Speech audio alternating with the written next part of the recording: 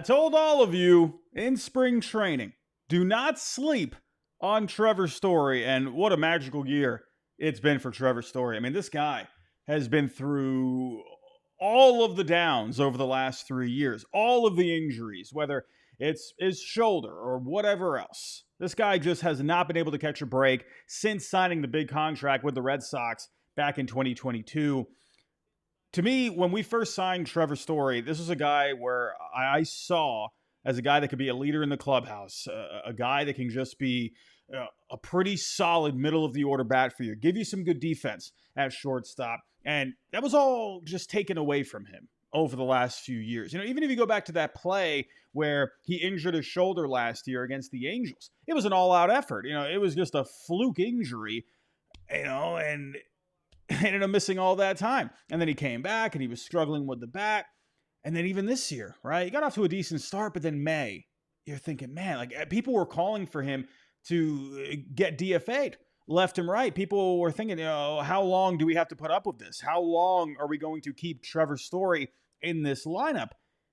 And right after that, he got red hot, and this guy has been the absolute glue of this Red Sox team. Sure, you've had the headliners. You've had Garrett Crochet. You've had the call-up of Roman Anthony looking like an absolute stud, an absolute superstar for years to come. You've had the walk-off magic, the defensive magic of Seti this year. I mean, you've had, and obviously we had, the negatives as well. We had the Raffy trade, right? A bummer of a deadline. Let's see how it turns out for the rest of the year.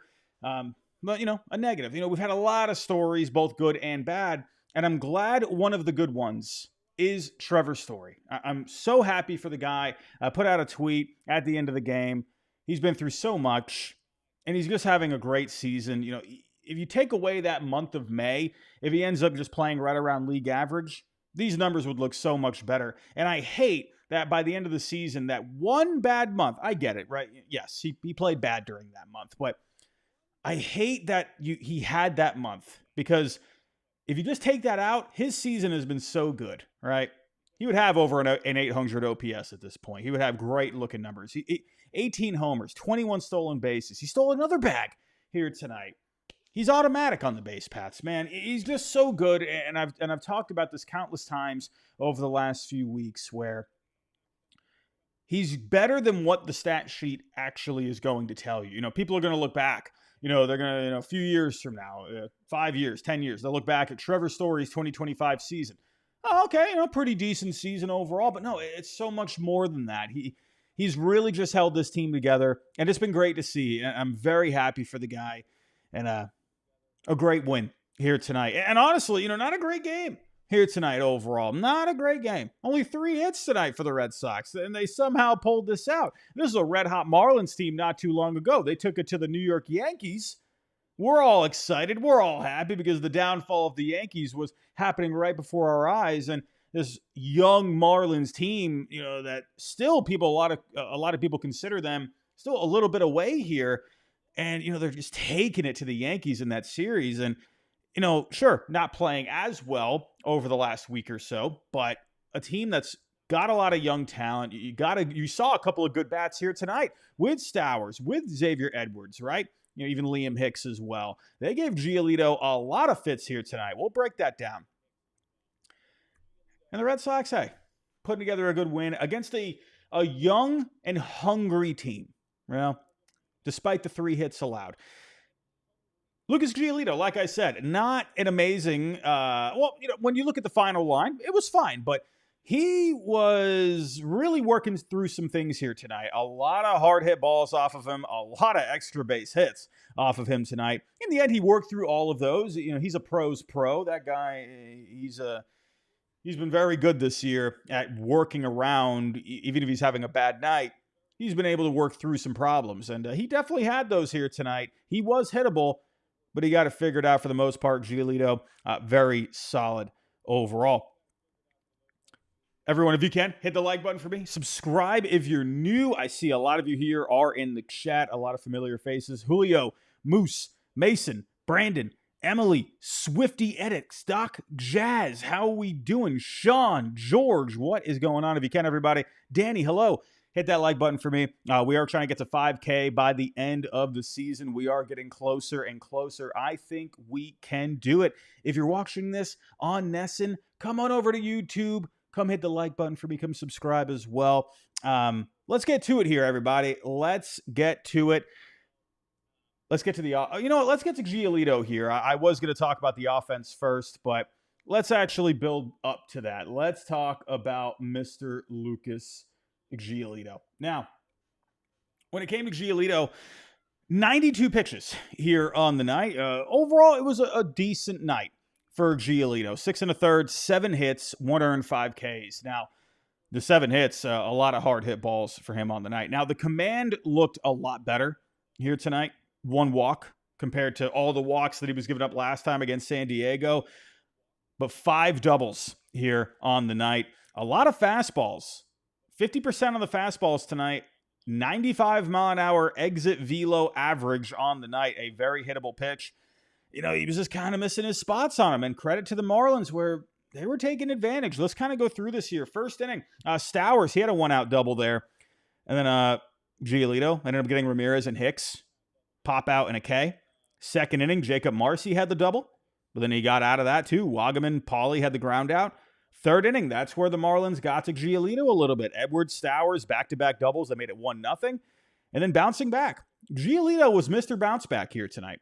Striking out Ramirez, got Hicks on the flyout.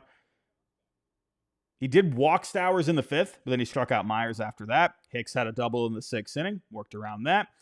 And then the 7th inning, he got Pauly out, and then Myers ended up getting the base hit. That ended his night, brought Justin Wilson in. Again, final line for Giolito here, 6 1/3, 7 hits, 1 earned, 5 Ks. I think if you were watching this game, if you look at the final line, you look and go, oh, okay, pretty decent night. I think if you were watching the whole thing tonight or listening, however you were consuming it, I think you realize like Giolito wasn't at his best here tonight.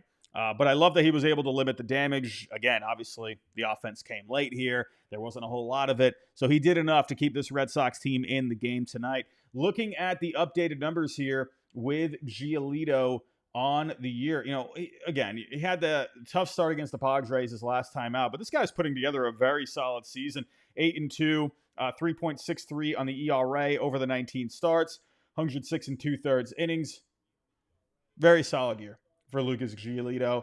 It's funny thinking back to when he initially got hurt last year. I remember there was so much negativity around that whole offseason for the Red Sox last year. Remember Jordan Montgomery was the one guy that everyone kept talking about. We need Jordan Montgomery. And in hindsight, my goodness, that ended up probably being the best non-move ever.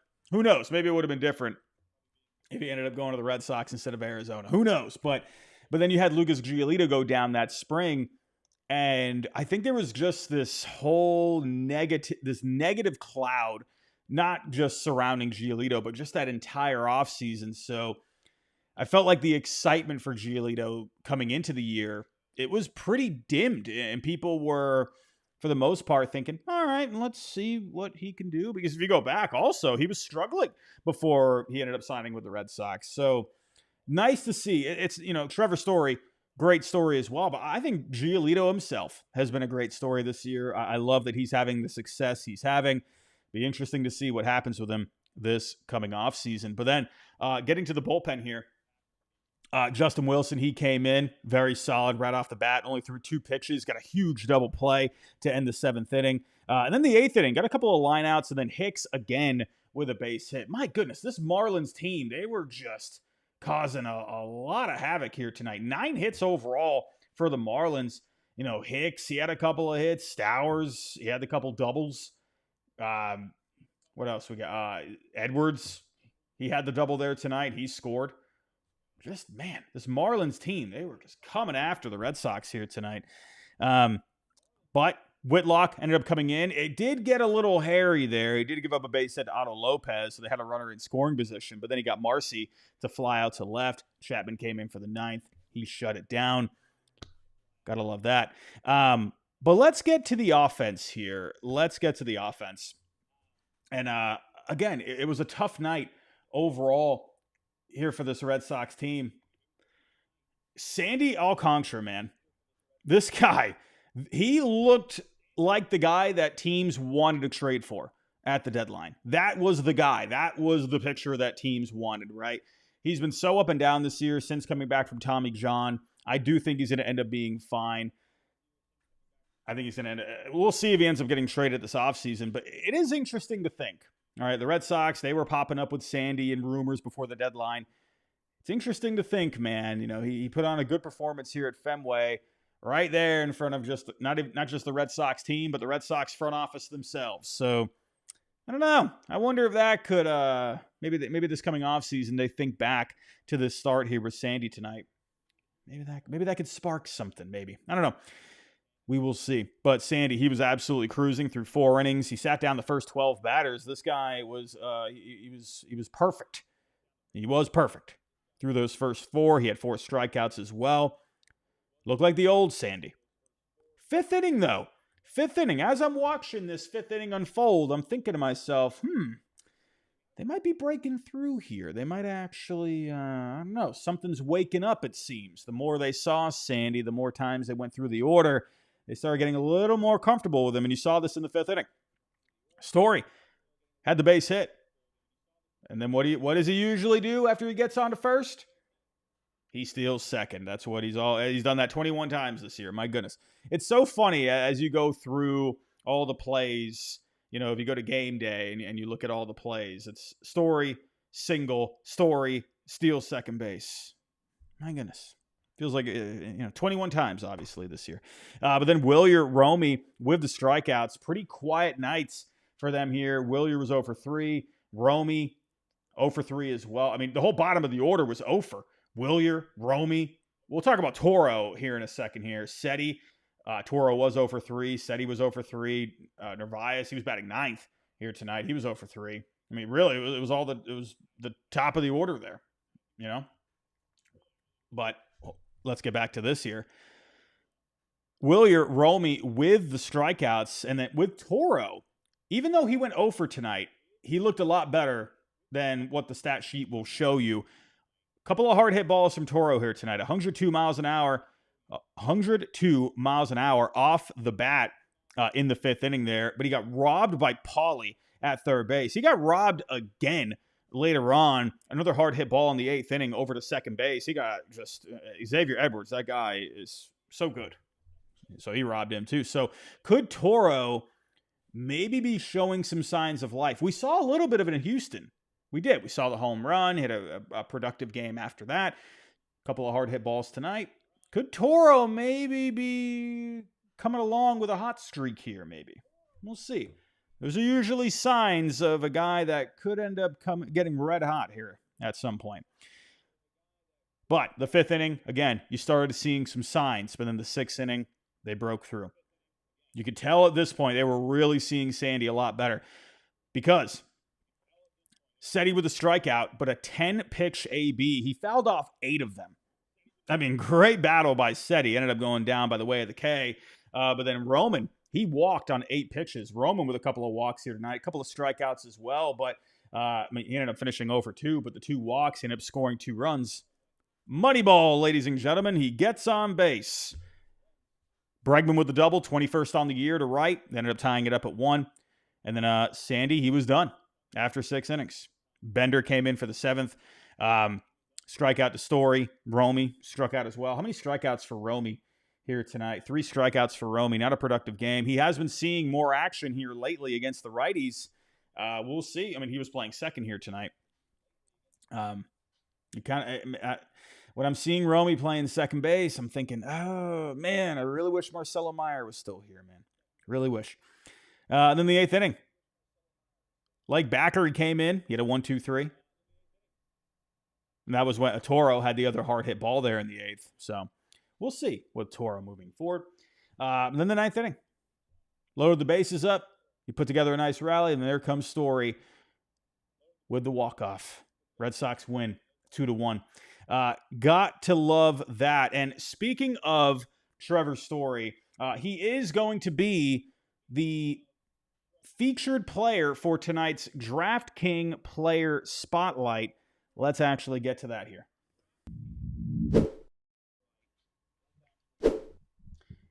All right, so looking at tomorrow's game here, an old pal for the Red Sox. Who remembers Cal Quantrill from the Rockies? Who remembers that whole game from last year? Cal Quantrill. People love him here in Boston. I'm being sarcastic. But for tomorrow, the Red Sox, they're at -1.5 on the run line for there tomorrow, while the Marlins are at plus 1.5 for the money line. The Red Sox are at -182. The Marlins are at plus 149. So, yeah, that is a favorable matchup for the Red Sox tomorrow. But if I'm going to be looking for a guy to go deep, I'm looking at tonight's hero. I'm looking at Trevor Story himself. He's had a lot of success against Cal Quantrill. Taking a look here at the line, 14 ABs. He's got 5 hits against him, including a home run in his career, hitting .357, a 1,000 on the OPS. And I'm looking at Cal Quantrill here on StatCast. Now, he's got some pretty good results out of the fastball this year. A positive 5 run value on the fastball, but I'm looking at the breaking ball run value, -7 on the year. That has not been really a good category for him on the year. And Trevor Story, he's got 11 home runs against breaking balls this year. I mean, obviously, you got some momentum from tonight. You got the walk-off magic. He's feeling good. I'm going the over on a home run for Trevor Story tomorrow on DraftKings. And I think you should too. You should do. Go check out DraftKings and go smash the over on that. Or maybe you could even go smash just a good game. Maybe gets a hit, RBI, right? Go check out all the different lines that they have. They got a whole ton of them. But I'm liking the matchup for Trevor Story here tomorrow.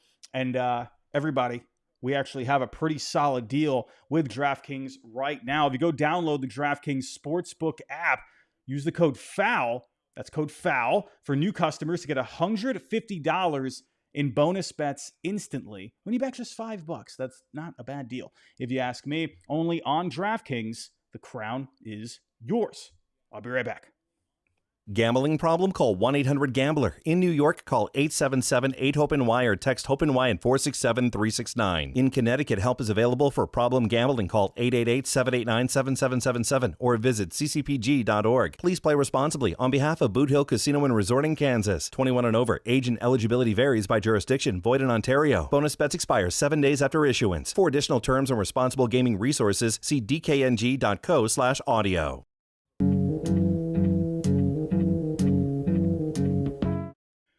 Alrighty, let's get to the Game 2 preview. I do think Story is going to do very well tomorrow night. Has that good history against Cal Quantrill. But I think the Red Sox, they're in a nice position here to get the series win early heading into the third game on Sunday. Brayan Bello getting the nod here tomorrow. 8-6 overall in the year, a 3.25 on the ERA. The FIP is a little bit higher. He's not racking up as many strikeouts as you would want for this year. 95 strikeouts over 121 and 2/3 innings. Now, he did struggle against San Diego last Sunday. 5 2/3, 6 hits, 5 earned, 3 walks, 7 strikeouts in that one. But he had been looking very good. I mean, he put together quite the run over the last couple of months. I mean, quality starts left and right. Just looked great. But he ran into some trouble against San Diego. I mean, obviously, that's a great team. They got a great lineup. They got a lot of things good going on right there. The Dodgers, they've been struggling as of late. So, I mean, the Padres, they are right there in the thick of things for maybe even the division. Man, oh man, that Dodgers super team coming into the year, they looked unbeatable. Just goes to show, man, you can look at the team on paper, but you got to actually play the games, right? But Brayan Bello should be a pretty good matchup for him tomorrow. And not a lot of guys have seen Brayan Bello. Xavier Edwards has a few ABs. Kyle Stowers has 4 ABs. Does have a hit against him. I believe it was just a single. I don't think it was anything crazy. But not a lot of experience. So with Brayan Bello, man, as long as he just throws strikes, works that slider, gets that changeup going. This changeup has been better over the last couple of months as well. So let's see if he can get himself back on track for tomorrow's game. Before we do get to the updated standings, we are going to take a look at the standings here in a little bit. We do have one more word from another sponsor tonight. I'll be right back. We have a little breaking news on HelloFresh. We've talked about them for a long time, but this summer they have their biggest menu upgrade yet. Ready for this, Todd Father? Talk to me. They have doubled their menu. Doubled. Now you can choose from 100 options each week, including new seasonal dishes and recipes from around the world. 100 options per week. That's incredible. But to start out, what they had before was absolutely perfect. Now to add even more for your go guys like me. I got baseball in the morning. I got baseball afternoon, all day, every day. I need something to get going. I need something to eat, and it's absolutely delicious, Scott. That's right, Todd Father. The best way to cook just got better. Go to HelloFresh.com/FT10FM right now to get 10 free meals plus a free item for life. 1 per box with active subscription. Free meals applied as discount on a first box. New subscribers only. Varies by plan. That is HelloFresh.com/FT10FM to get 10 free meals plus a free item for life. Alrighty, let's get to the updated standings, shall we? Where are the Red Sox at in these standings? Well, we got a bit of an update here. The Mariners losing to... Well, no, they've lost their last 2. They are playing the Mets as we speak. Let's check on the score. The Mariners ended up just winning here, 11-9. And the Mets, they did make a comeback there in the 8th inning, weren't able to get the job done. But the Mariners taking care of business there in Queens. So looking at the standings here. So the Mariners right now 67-55. They've been playing great baseball over the last couple of weeks. They have a 2.5 game lead overall in the wild card standings. The Red Sox, they're up 2 games on the Yankees, who are playing right now. We got a classic matchup tonight here with the Yankees and the Cardinals. Has a nice classic feel to it. The Yankees are winning right now 4-2 in the bottom of the 7th. We will see how that goes. Well, the Yankees, I mean, hey, that bullpen, that's been a little iffy here since the trade deadline. We'll see if they can hang on to this one here tonight.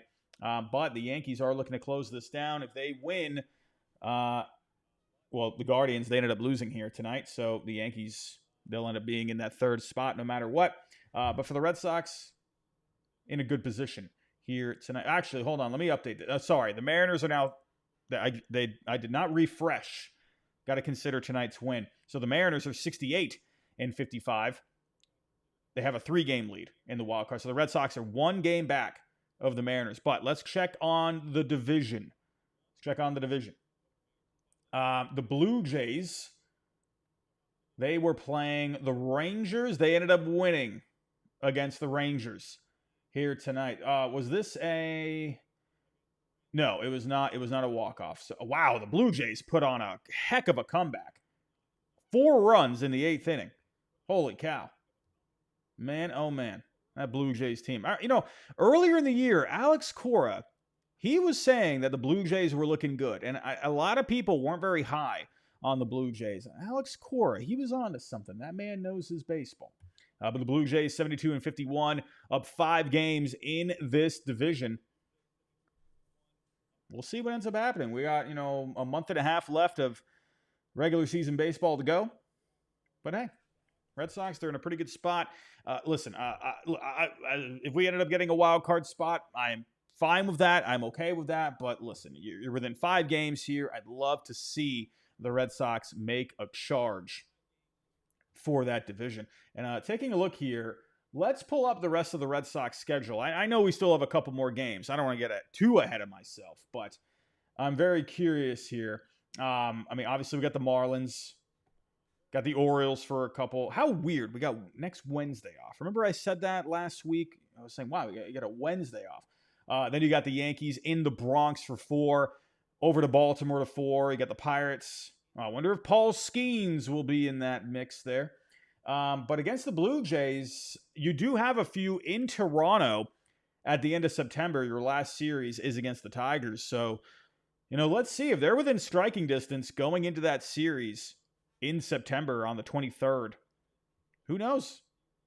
We do have one more matchup there. We will see. But everybody, I am going to wrap it up right there for tonight. If you count on the way out, hit that like button for me. Subscribe if you're new. Great night overall. Fun night. Well, it was fun at the end. It was not the most exciting game there tonight. 3 hits overall, but they got the job done. Better late than never. Trevor Story, man. Very happy for that guy. Everybody, go enjoy the walk-off win tonight. Go get yourself some rest. Enjoy your Saturday tomorrow. Let me actually double-check. This game tomorrow is at 4:10 Eastern. So we'll be here tomorrow, probably right around 7 o'clock Eastern time, p.m., obviously. We'll see you then. Hit that like button on the way out. Subscribe if you're new. We'll see you tomorrow.